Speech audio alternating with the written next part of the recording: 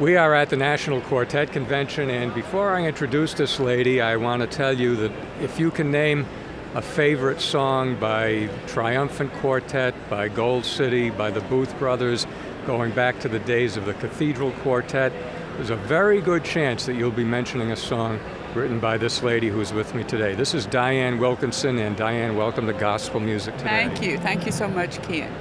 Now, we do want to talk about your new book that's just out, but I want to go back a little bit and find out how you got started in Southern gospel singing. You were in a trio with your mother at one time? I was born to it. My mother and her sister were great singers, and they had a trio when I was a little girl. Sang all around northeast Arkansas, where I'm from, and the Boot Heel of Missouri, all around.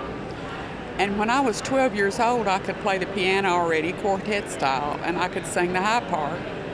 And they put me in the group, and this is the best part, in the same high heel shoes and the same outfits they were wearing. So I thought I was really grown up. We had a radio program, and we just sang the Perry Sisters, Roops kind of three-part lady trio harmony. And I fell in love with quartet singing because we lived so close to Memphis, where the Ellis Auditorium was, and little grade school girl that I was, got to see the Blackwood Brothers and the Old Statesmen and all that group back then. And I fell in love with it early and never got over it, and still have not gotten over it. So God had a plan, but he started it young. In fact, my mother tells me when I was little and we got close enough to see the buses, I'd start shaking. So I got too excited. And I don't think I've ever lost that. Yeah. Oh, we shake when we see the buses too. That is fun. Yeah. That is neat. Now, how do you get the groups, how do you get the songs from your pen and paper to the groups? Well, I'm fortunate because I'm exclusive with Daywind. So when I finish a song, I go to my piano and my little hookup recording equipment, and I play and sing it through like I want it.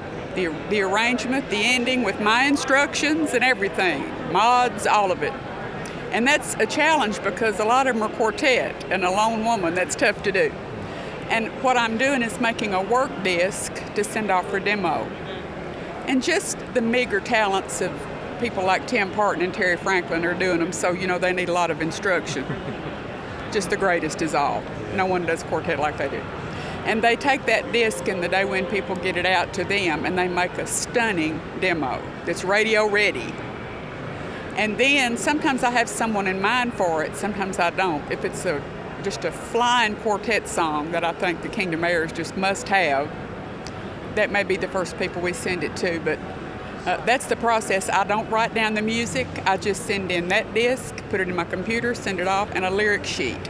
And so consequently, sheet music doesn't really exist per se unless it gets in a book or something. But that's how I turn them in, and then Daywind does the rest, and then we pitch via email now instead of sending people discs, and it's easy. And I'll write them and I'll say, you holding or folding? And if they want to hold the song until they record next, they put it on hold, and then we can't pitch it until they decide. Are you ever surprised at the final result? I'll tell you, occasionally I am, but if you send a perfect demo and a perfect arrangement, you'd be surprised at how little they change, because sometimes they say, we don't think we can arrange it better than Tim Parton played it and Terry sang it. Yeah. So a lot of times it comes just like it was in my head, and that's great. Occasionally a little different, but rarely am I ever the least bit disappointed. God's been good to me. I don't ever hear butchered bad things. I believe that'd break my heart. But most of the time, almost all the time, I'm very pleased. Now, tell me about the new book. Well, a few years ago at this event, Daniel Mount, who does our best blog, I think he's the best of all, very young man but very wise. I tell him he has an old soul, and that's a good thing.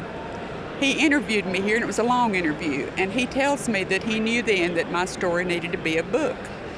And he started talking to me about that. And he said, I'll do all the work, and he did. He said, I'll interview you as long as it takes, a week, and you just talk, and I'll put it in the laptop. And that's what he did, and he published it. He's done all the work, and I just talked. And I talked the way I talk, and I'm from the South, obviously. And so when I began to read the draft, it sounded real. I said, Daniel, we've got to clean this up, you know. He said, I want it to be conversational like you talk. And I said, yes, but we got to be a little bit more careful. So I pulled a little back on that. But he did all of that. And he especially wanted the song stories in there. And there are over 150 of the stories of the songs. And when I prayed about it, I decided, I came from divorce in the 1950s when that didn't happen. My dad was an absentee dad, all that. And I thought, if the Lord can use me, he can use anybody. And he had a plan for my life. And all these years later, almost 40 years later, he's still giving the song. So if it encourages someone, then I think that's why he led me to follow Daniel's lead and say, yes, maybe we should write it down. And it was fun. It was fun. Now, the title of the book? It's Dianne Wilkinson, The Life and Times of a Gospel Songwriter. Perfect. And I have a cute story about the photo. It was made for our church directory back in my home church, a member of whom just happens to be the local photographer in our town who's professional. And that picture takes about 20 years and 20 pounds off, I think. He keeps saying, I didn't touch it up, and I'm going, well. It's a fabulous photograph, and so we didn't know at the time what all was going to happen with it. And Brother James Strayhorn gave permission to Daniel for us to use that. So when you see that skinny woman in the blingy sweater, it's really me. So it seemed like everything worked together to make it happen, and so it was fun to do, and it was fun to relive it all. And if anybody ever wondered about the song they heard on the radio, the real scoop is in that book. And some of them are not the singles. You know, everyone hears the singles, but not everybody hears the album cuts unless they buy the CD. So it was fun. It took about a year. We talk about 2 hours at a time, and then we'd get tired and we'd quit. But he did all the work. And where can people get the book? Amazon is the best place, and it comes real quick when you order it from Amazon. Let me ask you this question before we go. I grew up in the era before I found out about Southern gospel music. My favorite songs were little stories of a boy and girl falling in love under the streetlight, and if the accuracy didn't really make a difference as long as it told a nice story. You deal with a completely different type of music, and do you feel that responsibility? I cannot tell you how I feel it, and I feel it, as the Bible would say, more so as we see the day approaching. The most important thing to me of all is the doctrinal truth of what we're writing. And I feel an urgency as never, and my writer friends and I talk about this all the time. We don't have long to tell what we're going to tell. And you're right, in the songs that we grew up on, the love interest was some girl or some boy. And ours is easy, it's always Jesus is the love of the story.